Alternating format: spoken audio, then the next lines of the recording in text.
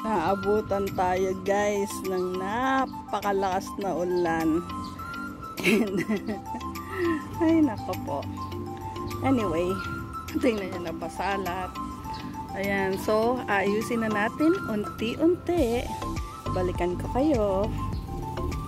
Hala, habang gumagawa tayo ng greenhouse natin. Nakulong si butterfly. Kakawalan natin to.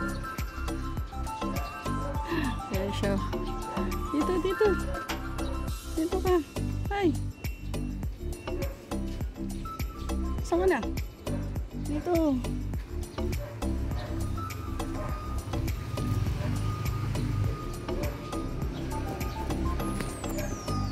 Kulong. Bakit naman kasi sumasabay ka pa? Yeah, kulong. O dito. Teka lang ha, pakawalan ko lang. And guys, may improvement naman. So haharangan natin dito, tsaka dito. Para magkaroon tayo ng nursery area or greenhouse dito. Sabi ko bang greenhouse or parang kinover lang natin. Ayan. So, yan muna. And update ko kayo later. Yan guys, medyo may improvement na. And sana wag muna umulan.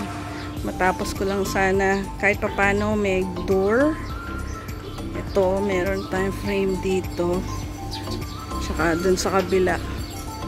Yun.